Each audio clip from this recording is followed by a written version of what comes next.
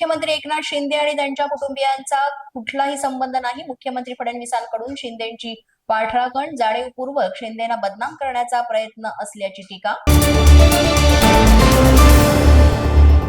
मुंबई महापालिका निवडणुकीमध्ये 227 जागा लढवण्यासाठी शिवसेना नेत्यांचा एकनाथ शिंदेंवर दबाव असल्याची माहिती. सन्मानजनक जागा न मिळाल्यास मुंबईमध्ये 227 जागा लढवण्याचीही केली मागणी. ठाकरे बंधू संयुक्त सभेनं प्रचाराचा नारळ फोडण्याची शक्यता. मुंबईसह नाशिक, ठाणे, पुण्यामध्ये एकत्रित सभा होण्याचा अंदाज. नवी मुंबई महानगरपालिका सोहळ्यावर लढवण्याचे भाजपचे संकेत. रवींद्र चव्हाण आणि संजीव नाईक यांच्यामध्ये तब्बल 1 तास चर्चा. युती झाल्यास भाजपमध्ये गटबाजी होण्याची शक्यता.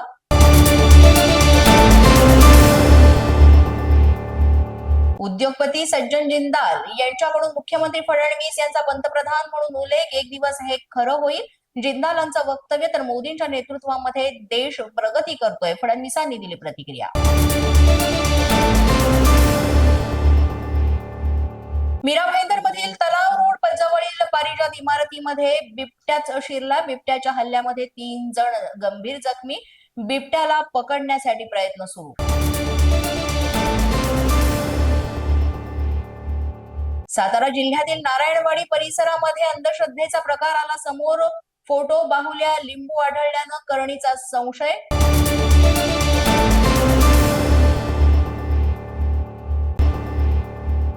वाहतूक कोंडी सोडवण्यासाठी चक्क परदेशी पाहुणे उतरले रस्त्यावर. परदेशी पाहुण्यांनी करून दाखवलं. वाहतूक कोंडीतून वाचवण्यासाठी फुटपाथचा वापर करणाऱ्या बेशिस्त दुचाकीस्वारांना परदेशी पाहुण्यांनी दिले शिस्तीचे धडे.